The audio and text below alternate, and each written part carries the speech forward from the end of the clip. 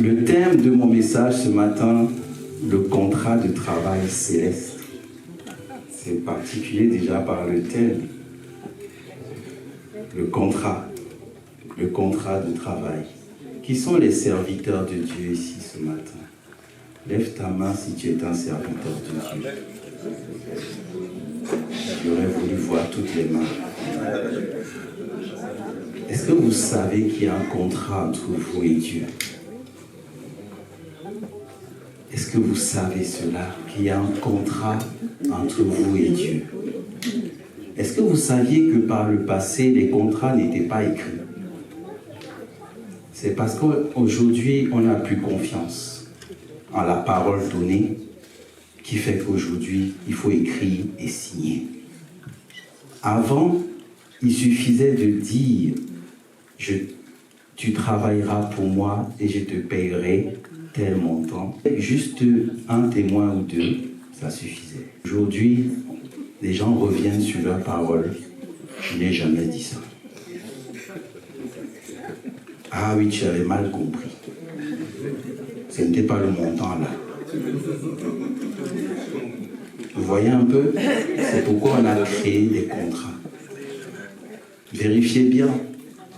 Jacob, quand il a travaillé sur Laban, il y avait un contrat écrit? Non. Tu travailleras chez moi 7 ans pour ma fille, Rachel. Il n'y avait pas un écrit. Avec Dieu, il n'y a pas d'écrit. Et toi et Dieu, vous savez que vous avez un contrat. On va lire 2 Corinthiens 15, 58. L'apôtre Paul écrit « Ainsi mes frères bien-aimés, soyez fermes, soyez inébranlables, travaillant de mieux en mieux à l'œuvre du Seigneur, sachant que votre travail ne sera pas vain dans le Seigneur. » Servir Dieu est extrêmement rémunéré. Et c'est très bien payé. C'est juste qu'on s'attend à recevoir de l'argent. Et c'est là le problème. C'est juste qu'on s'attend à recevoir un salaire à la fin du mois. Un salaire de 2 000, 3 000 euros à la fin du mois. Mais c'est pas comme ça que Dieu nous rémunère. On va voir cela. C'est tellement bien rémunéré et tellement bien récompensé. Est-ce qu'il y a des gens ici qui ont des regrets d'avoir servi Dieu? Qui regrettent parce qu'ils ont servi Dieu, ils n'ont pas été payés. Allez voir dans Job. Le Seigneur dit dans le livre de Job, c'est pas noté, « De qui suis-je le débiteur? Je le payerai. » Qui peut me dire ici qu'il a travaillé pour moi, je ne l'ai pas payé? Qui peut dire ici, m'a servi et je ne l'ai pas récompensé? Soyez honnête, je ne te demande pas de répondre en toi-même. Il ne faut pas juste être sauvé, mais servi véritablement. Le Seigneur t'a sauvé, pas juste pour être sauvé. Il te sauve pour le servir. Voyons un parallèle dans le livre d'Exode. Le Seigneur a délivré le peuple juif de la main de Pharaon. Et qu'est-ce qu'il a dit à Moïse? Dites-leur, dis à Pharaon, libère mon peuple pour qu'il aille me servir. Tu as été délivré dans le désert du diable, dans la main de l'ennemi, dans la boue dans laquelle tu étais. Alors, tu as une dette envers Dieu, n'est-ce pas? C'est lui qui t'a délivré. Comment tu fais pour payer? Est-ce que tu le sais? On va voir. Il ne faut pas juste être sauvé, mais il faut être sauvé pour servir. Exode 23, 25 à 28. C'est le cœur de notre texte. C'est le cœur de notre message ce matin. Vous servirez l'Éternel, votre Dieu, et il bénira votre pain et vos eaux. Et j'éloignerai la maladie du milieu de toi. Il n'y aura dans ton pays ni femme qui avorte, ni femme stérile. Je remplirai le nombre de tes jours. J'enverrai ma terreur devant toi. Je mettrai en déroute tous les peuples chez lesquels tu arriveras. Et je ferai tourner le dos devant toi à tous tes ennemis. J'enverrai les frelons devant toi, et ils chasseront loin de ta face les Héviens, les Cananéens et les Hétiens. C'est tous les ennemis que tu as aujourd'hui. C'est tous les combats que tu as sur la terre. ce sont les Cananéens, ce sont les Éviens, ce sont les Hétiens. Dieu nous propose un contrat de travail. Il y a un contrat, c'est un contrat dans ce verset-là. Dans chaque contrat de travail, il y a toujours deux parties. Il y a l'employeur qui te paye, qui te payera, qui a besoin de tes services. Et il y a l'employé, toi, salarié, qui va apporter tes services. C'est les droits et les devoirs. Vous avez tous signé des contrats, non? Vous travaillez sans contrat. Il y a quelqu'un qui travaille sans contrat aujourd'hui. Si un patron dit que viens, je t'embauche, tu vas demander le contrat d'abord, n'est-ce pas? On est d'accord ou pas? S'il te dit je t'embauche, il ne te donne pas le contrat, tu vas aller travailler? On va voir les deux points d'aujourd'hui. Les obligations du serviteur, c'est toi et moi, l'employé. On va aussi voir, en deuxième point, les promesses de Dieu. J'avais dit les obligations de Dieu, le pasteur a dit non, non, non, on n'oblige pas Dieu. J'ai dit Seigneur, pasteur, t'as raison. On n'oblige pas Dieu, il n'est pas obligé. Pensez-vous que même si, quand vous servez Dieu, il est obligé de vous le rendre? Il te doit. Qui d'entre vous deux doit qui? Donc, ce n'est pas des obligations, c'est des promesses. En premier point, on va voir les obligations du serviteur. La seule obligation que Dieu te donne, tu serviras l'Éternel. C'est la seule chose. Tu serviras l'Éternel. Mais cependant, il y a deux points là-dessus. Tu vas le servir comment? Avec ta disponibilité. Ta disponibilité. C'est l'une des grandes qualités que Dieu recherche dans les serviteurs aujourd'hui, et même par le passé. Ta disponibilité. Il y a une parole qu'on a beaucoup dans nos bouches. Je n'ai pas le temps. Qui n'a jamais dit ça? Quand on appelle pour l'église, pour l'œuvre de Dieu, ou alors tu changes et tu dis autre chose, je n'ai pas le temps. Qui n'a jamais dit ça? Et qui a fait le temps? Tu dis à Dieu qui t'a donné le temps que tu n'en as pas. Qui t'en donne? C'est lui. Je n'ai pas le temps. Moi que le pasteur utilise la plupart des fois pour appeler un tel, un tel, un tel. J'entends ça constamment. Parfois même il y en a même que j'appelle plus. Parce que je connais déjà le retour. Je n'ai pas le temps. Donc j'appelle plus. Moi je trouve un autre moyen pour que la chose soit faite. C'est tout. Mais c'est bizarre. Les mêmes vont te dire, tu ne m'as pas appelé. Aïe, on n'est pas simple. Hein? La disponibilité est une grande qualité que le Seigneur recherche. Il ne cherche pas forcément que tu sois qualifié. Non, non, non, non, non. Parce que si tu viens avec tes compétences, il t'appelle parce que tu es compétent, tu vas lui voler la gloire. Tu vas lui dire, c'est par mes compétences que j'ai fait ça, que j'ai réalisé ceci. Non, non. Dieu cherche d'abord ta disponibilité, ton cœur, ton humilité. C'est ça qu'il recherche. Parce que parfois, ceux qui sont trop compétents, parfois on ne les prend pas. Et parfois, c'est ceux qui boudent le plus. Donc, on va voir dans Ésaïe 6, verset 8. « J'entendis la voix du Seigneur disant, qui enverrai-je? Et qui marchera pour nous? Je répondis, me voici, envoie-moi. » Le Seigneur pose la question, qui enverrai-je? Et il pose encore la question aujourd'hui. Qui vais-je envoyer? Qui vais-je demander de s'occuper de ceci, de cela, de ceci? Non. Qui? Dans cette question-là, le Seigneur voulait chercher un prophète qui va aller parler de sa part à un peuple, à son peuple. Et personne ne répondait, mais Ésaïe a dit, me voici, envoie-moi. Ésaïe n'a pas été formé prophète quelque part. Il a juste dit, me voici, envoie-moi. On ne vient pas à l'église chercher les titres et les postes. Sinon, tu vas être frustré. On ne vient pas à l'église chercher ça. Il t'envoie juste le servir. On ne t'appelle pas apôtre ou prophète. C'est pas grave. Sers Dieu. Il fera en sorte que les gens disent, c'est toi l'apôtre. C'est toi le prophète. Mais ce n'est pas le titre qui fait l'homme. C'est son service d'abord. C'est d'abord. La plupart des directeurs d'entreprise n'ont pas commencé directeur. Certains ont commencé à l'accueil. J'en connais qui ont commencé aux archives. Aujourd'hui, ils sont à la direction financière.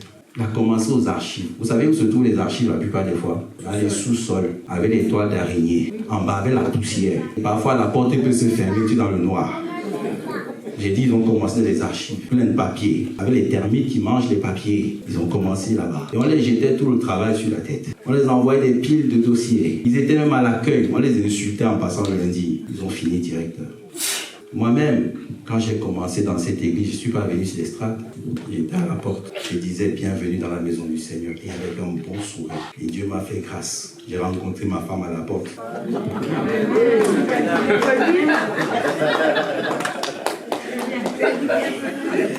Amen. Donc, Dieu ne vient pas chercher des titres. Il cherche des gens disponibles. Est-ce que tu es disponible pour servir Dieu? Est-ce que tu es disponible? Est-ce que tu peux mettre tes plans de côté pour servir Dieu? Dieu te dit simplement, vous servirez l'Éternel. On prend ce verset, il dit aussi, c'est Dieu qui qualifie. Et je vais vous montrer. Exode 31, 1 à 5. L'Éternel parle à Moïse. Sache que j'ai choisi Beth-Salel et Oholiab. Beth-Salel, fils d'Uri, fils de Hur, de la tribu de Juda, je l'ai rempli de l'Esprit de Dieu, de sagesse. Le Seigneur a rempli cet homme qu'il a choisi, qui a accepté. Je l'ai rempli de quoi? De sagesse, d'intelligence, de savoir, afin de savoir toutes sortes d'ouvrages, de pouvoir faire toutes sortes d'ouvrages. Je l'ai rendu capable de faire des inventions, de travailler l'or, l'argent, l'airain, de graver des pierres à enchâsser, de travailler le bois, d'exécuter toutes sortes d'ouvrages. Si tu te rends disponible, Dieu te qualifiera. Si tu décides, Seigneur, je vais te servir, il va te qualifier. Il va te faire des formations. Il va te donner des compétences. Mais au fur et à mesure de ton service. Si tu as des compétences, tu les amènes dans la maison de Dieu. On bénit Dieu. Mais Dieu va te montrer encore plus derrière ce que tu croyais connaître. Ah oui, tu veux plus connaître dans l'ingénierie? Apporte déjà ton ingénierie à Dieu et il va le transformer. C'est lui qui qualifie. Il y a des choses aujourd'hui, je fais, mais je n'ai pas appris à l'école, j'ai appris à l'église. Dieu m'a appris. Et les gens me disent, mais comment tu as l'avance sur ça? Tu as fait quelle formation? Quand je suis venu pour servir Dieu, je disais, il me faut tel diplôme, il me faut tel diplôme. Mais ça coûte cher. Le Seigneur, vous savez comment il a fait? J'ai fait ce diplôme-là. Je l'ai fait. Et je n'ai pas payé en rond. Ça m'a permis d'obtenir un diplôme de Bac plus 4, 5, sans payer le moindre sou. J'ai travaillé, c'est mon patron qui paye. Parce que je me suis mis à la disposition de Dieu. Deuxième point, les promesses de Dieu. Dieu n'a pas d'obligation envers nous, mais il a des promesses. En échange, qu'est-ce que Dieu fait? En échange, Dieu prend des engagements. Dieu s'engage à travers 8 promesses extraordinaires. Première promesse, il bénira ton pain. La bénédiction du pain et de l'eau. Verset 25a de l'Exode 23. Il bénira votre pain et vos eaux. Dieu prend l'engagement. Si tu le sais, il va bénir tout ce que tu as besoin. Tes besoins vitaux, le manger, tes besoins vitaux. Il y a un prophète qui disait, j'ai marché partout, j'ai jamais vu le juste mendier son pain. Il s'assurera que tu as toujours de quoi manger. Excusez-moi si je prends les témoignages sur moi-même. La sœur n'est pas là, mais il y a une qui est là. Quand j'avais rien, je dormais par terre dans cette église. Et j'avais pris l'habitude d'ouvrir la barrière là-bas. Un jour, une sœur est venue, elle a roulé avec sa voiture en semaine. Elle est partie jusqu'au bout, elle est revenue. Elle est repartie au supermarché. Elle a acheté des plats cuisinés, elle me les a apportés. Elle est venue à l'église, elle dit, je savais que tu étais là. J'ai senti en moi que je ne dois pas passer comme ça parce que je sentais que tu étais là. Il était presque midi. Je lui ai rien demandé. Elle m'a apporté à manger. Elle n'avait pas encore cassé les murs comme ça. Il y avait une petite salle là-bas qui faisait pouponnière. C'est là-bas où j'avais mon petit endroit. La dame, la sœur, elle n'est pas là ce matin. Elle est revenue avec un panier. Il y avait à boire, il y avait à manger. Je ne lui ai rien demandé. La barrière était juste ouverte. Elle est allée, elle est revenue. J'ai vu comment Dieu nous rémunère. L'éloignement de la maladie. J'éloignerai la maladie du milieu de toi. Dieu t'appelle. Parfois, tu es trop malade. Tu tombes malade, ça revient. Tu tombes malade, ça revient. Tu as donné ta vie à Dieu, mais tu ne sers pas Dieu. Dieu va-t-il permettre que son serviteur soit malade? La plupart des fois, regardez, La plupart des pasteurs qui servent Dieu sérieusement ont toujours une bonne santé. Il faut qu'il y ait un homme demain pour prêcher la parole. Dieu connaît quand tu le sais. Il dit, j'aimerais que ma servante soit toujours à son poste. Il ne faut pas qu'elle soit malade. Ah oui. Si tu sers Dieu sérieusement, sans murmure, parce que tu gâches ton service quand tu murmures. Si tu sers Dieu sérieusement, Dieu gardera ta santé. Dieu va te garder en santé. C'est lui qui le dit, hein. Il disait, j'éloignerai la maladie de toi. Si tu n'es pas un chrétien qu'on voit aujourd'hui, on ne voit pas demain. On voit encore après un mois. Si tu es un chrétien régulier, un serviteur régulier, Dieu va aussi assurer la régularité de ta santé. Si c'est faux, demande-lui.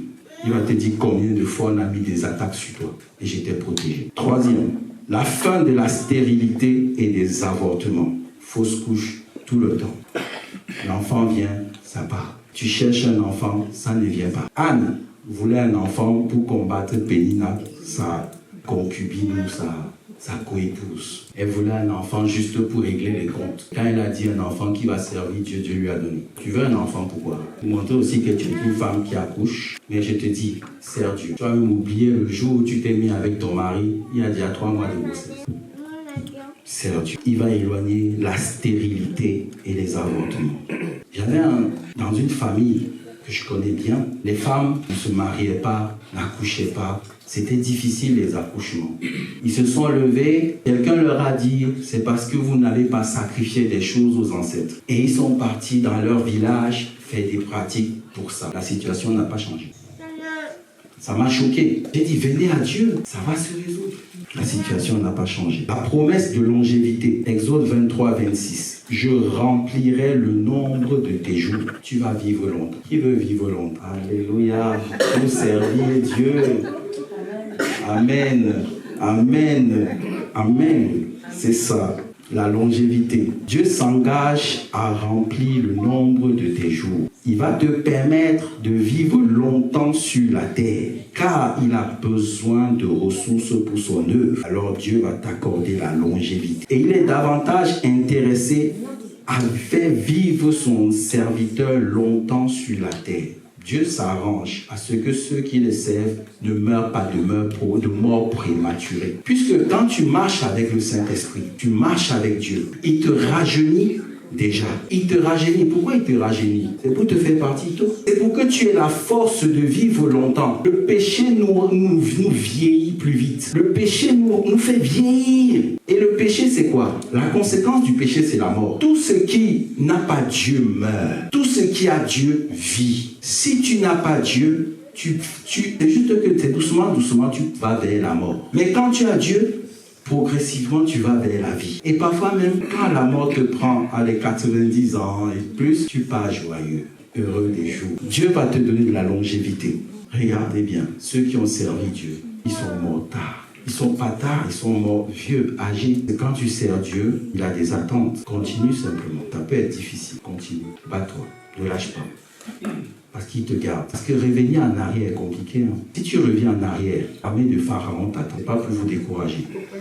On est sorti de la main d'un tyran qui rôde autour de nous comme un lion rugissant. Et il attend qu'on sorte du cercle. On sort de la main de Dieu pour nous ravir. Et quand il veut nous ravir, il ne vient pas seul. Il vient en nombre. Vraiment, si tu veux la longévité, c'est Dieu. Le respect et l'influence. Non, d'abord, la protection divine.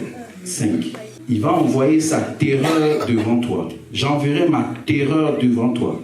Il s'agit d'une promesse de protection divine supérieure à n'importe quelle force d'élite humaine, armée, garde du corps, qui permet de rendre ses serviteurs invulnérables. Qui s'est senti protégé quand l'ennemi a... Combien de fois on a vu la protection de Dieu, la main de Dieu?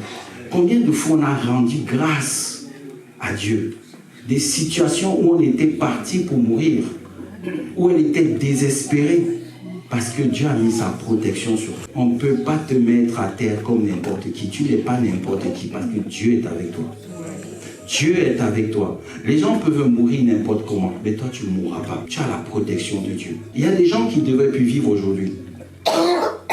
Le médecin a constaté seulement qu'il vit encore. Mais pour lui, son diagnostic était imparable. Il partira.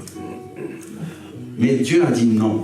Parce tu as sa protection. Tu as sa protection. La protection de Dieu est sur toi. Et quand Dieu t'a protégé comme ça, tu penses que ton ennemi est parti? Il est parti, mais il faut que tu restes avec Dieu. Parce que le jour où tu lâches la main de Dieu, personne ne peut nous enlever de la main de Dieu. Je dis bien personne. Ce n'est que toi qui vas lâcher sa main. Parce que personne ne peut te ravir de la main de Dieu. Une fois que tu es dedans, qui va t'enlever? Satan ne peut pas, il tremble. Les démons ne peuvent pas. Mais c'est toi-même qui dis, laisse-moi, je vais aller vivre un peu. Et tu pars, il reste, il regarde.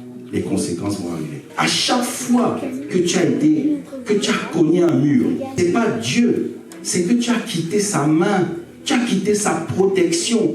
C'est toi qui es parti. Reviens vite, reviens. Et sa main te protégera encore. Respect et influence va mettre en déroute les peuples, les adversaires. Je mettrai en déroute tous les peuples chez lesquels tu arriveras. C'est un peu l'environnement où tu es. Je vous ai expliqué comment donner témoignage. Dans les entreprises où je suis arrivé, j'ai toujours été attaqué. J'ai cru que c'est parce que peut-être, je ne sais pas, il y avait beaucoup d'attentes envers moi. Mais j'ai compris plus tard, quand tu transportes la présence de Dieu, tu déranges les gens. Pour rien comme ça, si tu lui demandes même pourquoi il t'attaquait, il ne sait pas. Mais j'ai été attaqué. Mais j'ai vu la main de Dieu. Ça parle aussi de sa protection.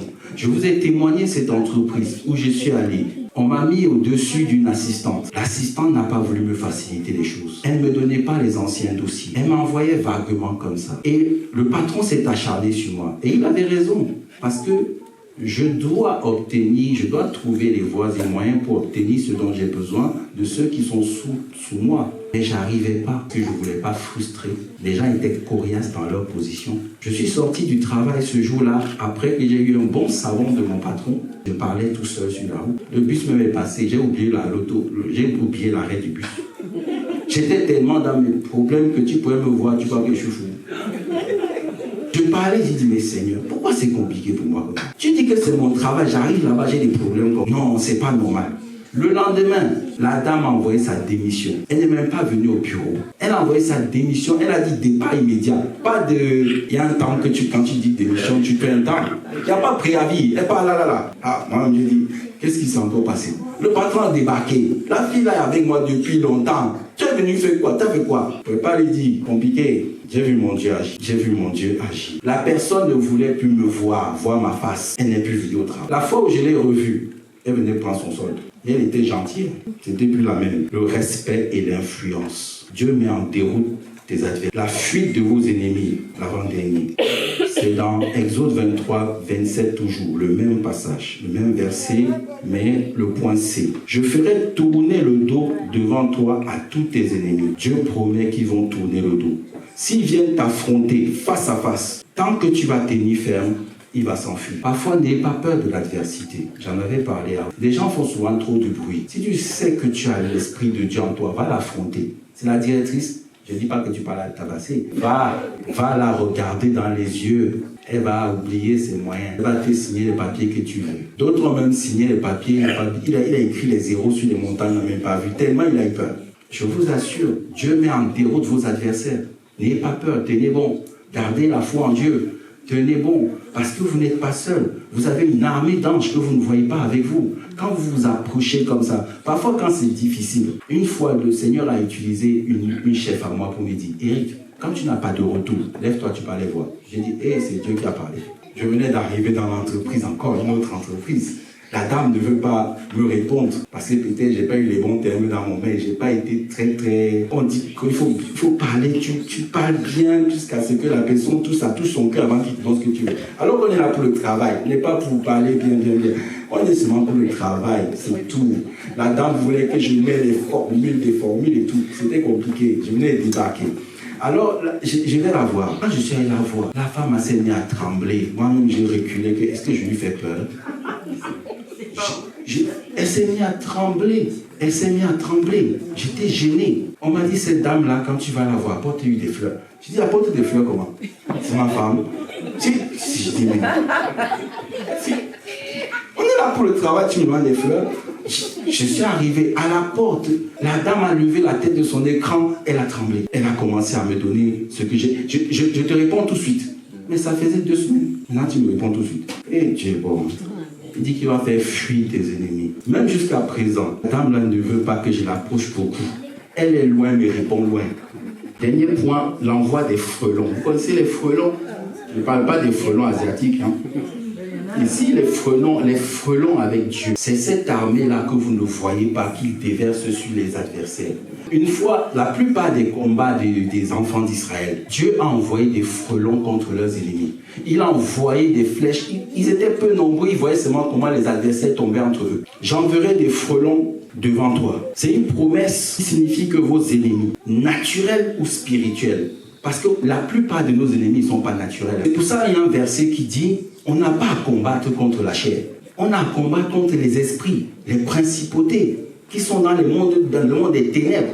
Les hommes que vous voyez en face ne sont que des instruments que les principautés là utilisent pour nous fatiguer. Alors avant, ne va pas affronter l'homme d'abord, affronte les esprits dans la prière. Tu les lis dans la prière. Quand vous allez voir vos chefs là, on ne sait pas d'où ils trafiquent leur truc. Prie. Quand tu arrives, tu es déjà lié. Amen. C'est important. Jouer avec. Les ennemis ne sont pas toujours naturels devant vous. Non. C'est des puissances. C'est des puissances qui agissent parfois territoriaux.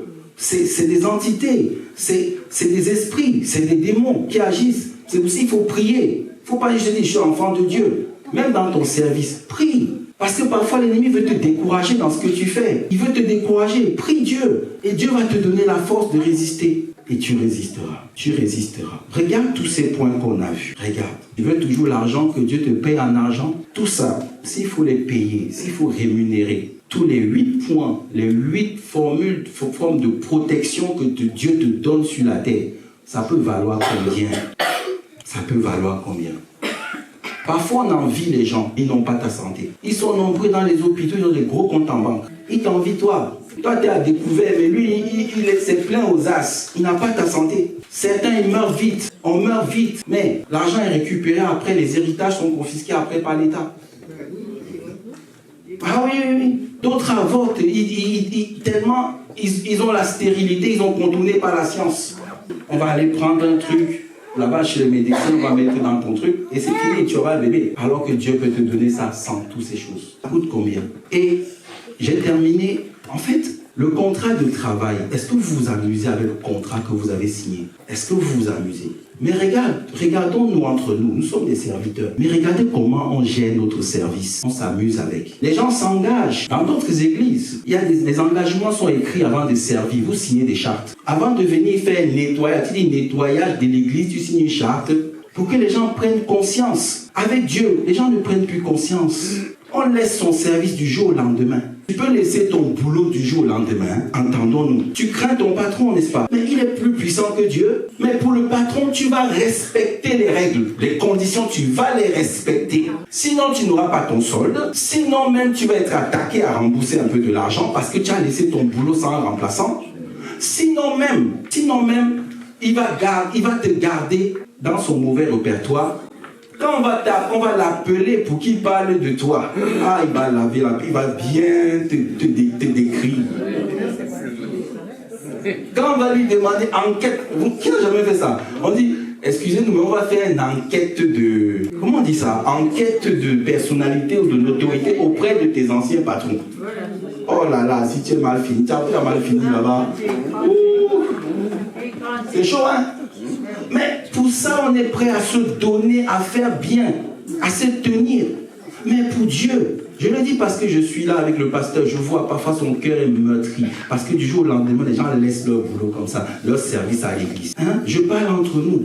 On est entre nous. Quand le cœur du serviteur est fâché, je vois ça comment? On a pris des engagements. Je ferai ceci, je ferai cela, je ferai ceci.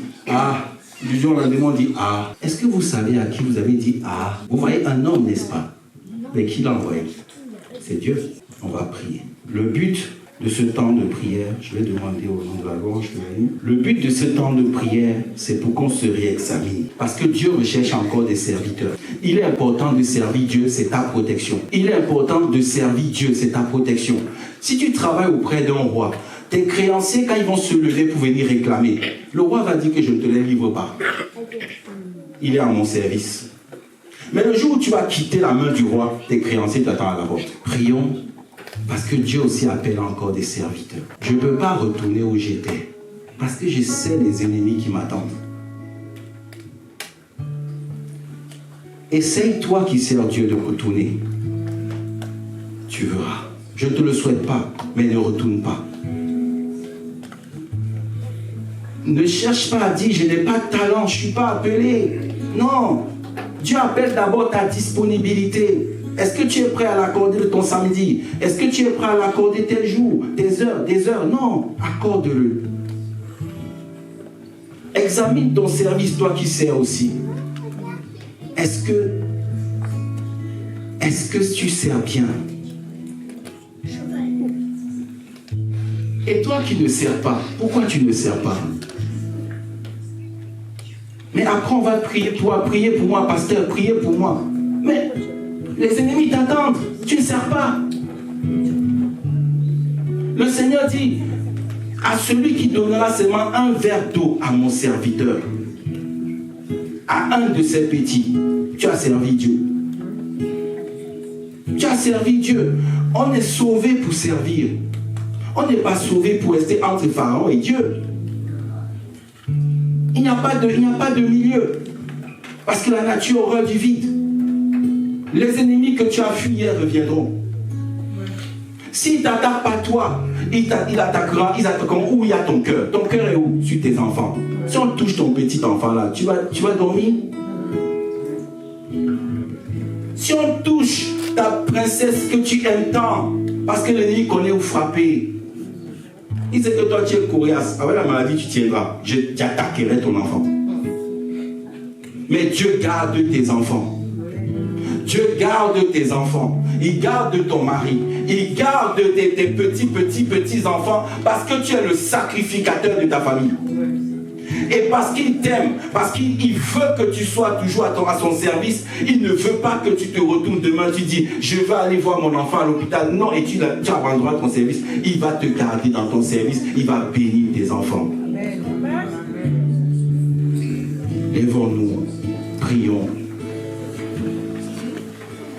Je tends les mains, et le roi qui vient. Chanter mon Créateur,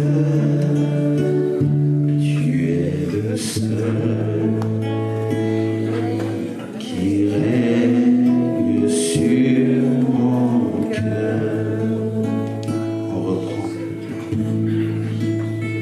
Je tends les mains et le roi qui vient. Chanter mon Créateur, tu es le seul qui règne sur mon cœur. Oh, je n'aurai pas d'autre Dieu. Je n'aurai pas d'autre Dieu. Tu seras mon seul.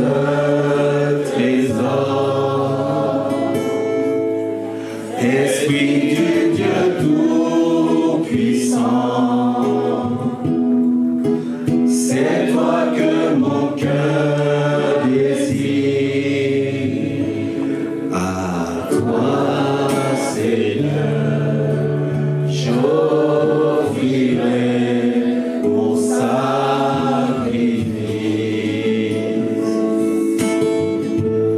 À toi, Seigneur,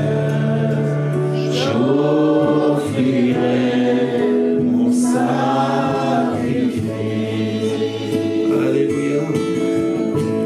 À toi, Seigneur, j'offrirai mon sacrifice. Le Seigneur veut que tu l'offres ton sacrifice. Offre ton sacrifice à Dieu.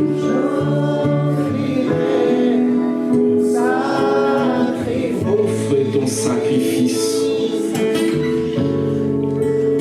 Offre ton sacrifice.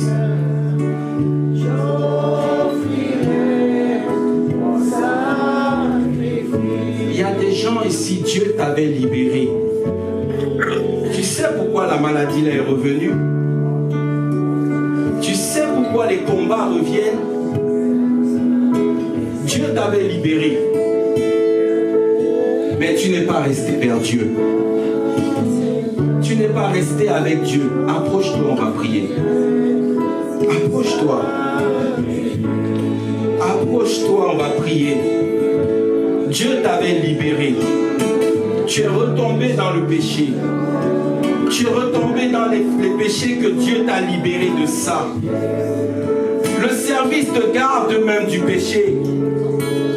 Servir Dieu te garde de la tentation.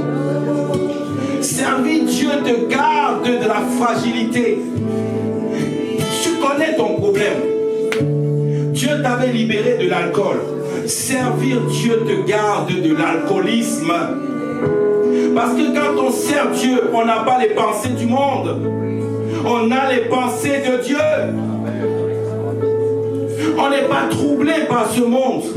Parce qu'on règne en permanence dans le royaume des cieux, même sur la terre. Approche-toi. Approche-toi. Approche-toi. Toi de ton côté, prie déjà pour toi-même. Prie pour toi-même. Il y a des choses qui sont revenues. On t'a dit quelque part, c'est des maladies cycliques. Non. Tu n'es pas venu te cacher vers ton sauveur. Tu n'es pas venu te cacher vers celui qui t'a sauvé, vers celui qui t'a appelé. La vie que vous voyez qu'on mène, c'est un désert. Cette vie que vous voyez là, c'est un désert. Ce n'est pas encore le paradis. Si on vous a dit que la vie c'est le paradis, on vous a menti. Notre Canaan, c'est où? C'est le paradis. On doit y aller. Mais pendant qu'on est dans le désert, on a les Cananéens, on a les Éviens, on a les Hétiens, on a les Jébusiens qui nous attaquent. Ces Hétiens, ces Jébusiens, ces Cananéens, ce sont les adversaires du quotidien. Tu en auras toujours, mais garde la foi en Dieu, garde, reste en Dieu. Ils vont que s'agiter, mais ils ne t'auront pas. Parce que ce qui te garde, c'est quand tu sers Dieu. Tu sers Dieu et Dieu te garde.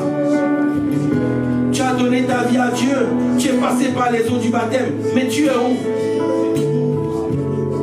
Pourquoi tu es tombé? Parce que tu n'es pas resté dans le service. Pourquoi tu es trébuché? Parce que tu n'as pas servi. Pour un problème, tu t'es reculé. Celui qui se recule cherche son propre chemin. Et il n'y a pas de meilleur chemin que le chemin de Jésus-Christ.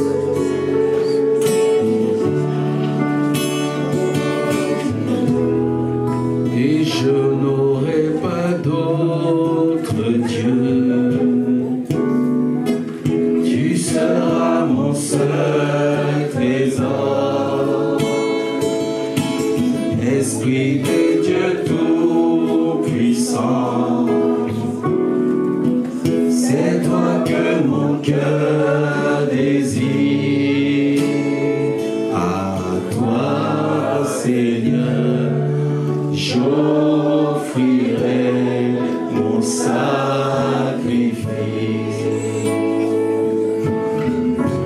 À toi, Seigneur, j'offrirai mon sacrifice. Tu veux servir, tu veux reprendre ta place avec Dieu. Tu manques de force, viens, on va prier. Tu veux reprendre ta place. Le Seigneur a demandé à Isaïe, à Élie, que fais-tu ici? Le Seigneur a demandé à Élie, je t'avais envoyé libérer mon peuple. Je t'avais envoyé proclamer mon nom. Oui, tu l'as fait. Mais à cause de Jézabel, tu as fui. Tu t'es mis à déprimer. Que fais-tu ici? Il y a des gens que Dieu demande, là où tu es, qu'est-ce que tu fais là-bas? Parce qu'il ne t'avait pas envoyé là-bas.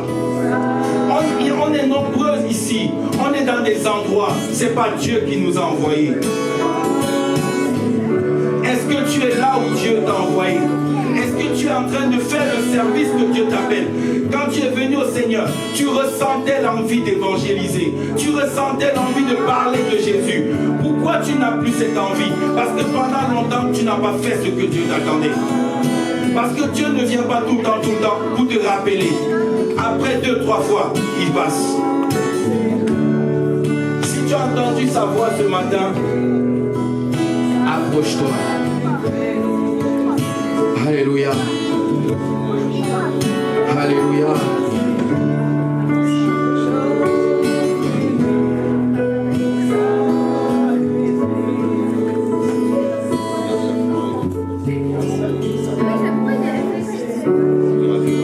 Oh Seigneur, tu as dit beaucoup de choses. Ça. Mais je vais te dire ce que Dieu retient. C'est de revenir à lui. Parce que tout ce que tu demandes est dans ton retour à lui. Tu cherches plein de choses. Tu cherches plein, on cherche plein. Tu n'es pas seul. Mais ce que Dieu attend, il ne va pas te dire, viens, moi je te donnerai. Il a dit dans les 8. Mais toi, tu veux ça, reviens à Dieu. Et il te donnera les choses que tu recherches. D'abord Dieu. D'abord Dieu. Dans tout ce que vous faites, d'abord Dieu. Dans tout ce que tu fais, demande-toi, dans ce que tu fais, est-ce que Dieu est la priorité? D'abord Dieu. Dans tout ce qu'on fait, d'abord Dieu. Ou tu fais d'abord pour toi, après je m'occuperai de Dieu. Non, lui d'abord. C'est un Dieu jaloux. D'abord Dieu. Seigneur, je te prie pour lui. Seigneur, tu as entendu sa parole, ce qu'il a demandé. Il a demandé plein de choses. Mais Seigneur, tu veux qu'il revienne d'abord. Seigneur, je brise la culpabilité en ton nom, au nom de Jésus. Seigneur, maintenant, qu'il soit restauré dans sa foi, restauré dans son retour, au nom puissant de Jésus, qu'il ne regarde plus en arrière, qu'il reste avec toi. Que Seigneur mon Dieu, le plus dur dans la vie, quand on est tombé, c'est de revenir. Seigneur, il revient à toi et Seigneur, relève-le au nom de Jésus. Amen. Alléluia.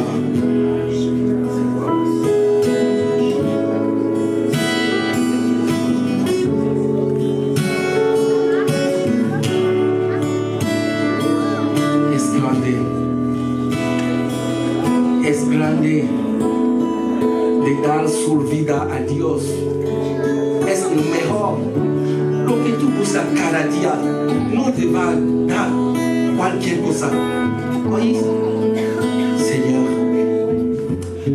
tu connais mieux que moi ces combats, ces luttes. Seigneur, tu vois, elle s'humilie devant toi. Seigneur mon Dieu, restaure-la. Restaure-la.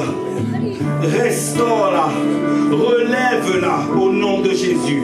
Là où elle est tombée, relève-la au nom de Jésus. Seigneur, elle était loin, mais elle revient.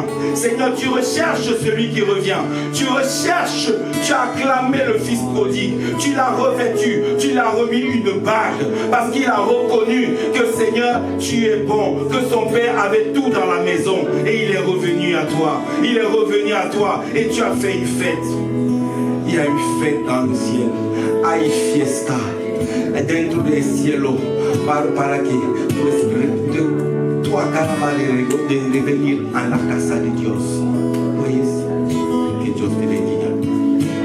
C'est quoi?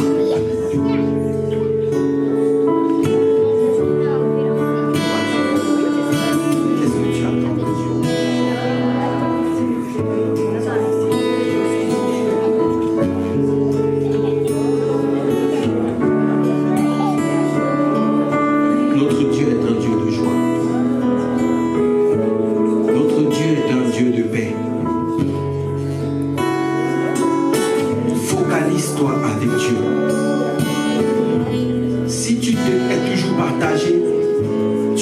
De paix.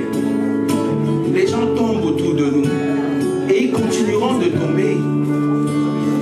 Mais focalise-toi vers Dieu. Pierre, dans la barque, Jésus a dit viens. Il marchait sur l'eau. Mais qu'est-ce qu'il a fait tomber?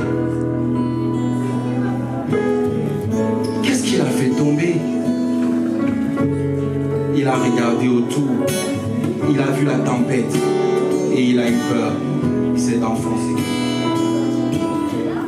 Seigneur, je te prie que maintenant, Seigneur, tu l'appelles à regarder à toi d'abord. À regarder à celui qui l'a lavé de ses péchés. À celui qui l'a sorti de la boue. À celui qui l'a libéré des bagarres. À celui qui l'a libéré de la colère. Seigneur, maintenant, restaure-la totalement. Relève-la totalement. Les forces qu'elle avait qui étaient perdues, que ça revienne maintenant. Au nom de Jésus, restaure-la totalement. Seigneur mon Dieu, qu'elle soit focus sur toi. Qu'elle ne se perde plus de gauche à droite. Seigneur, qu'elle vienne maintenant à toi totalement. Au nom de Jésus.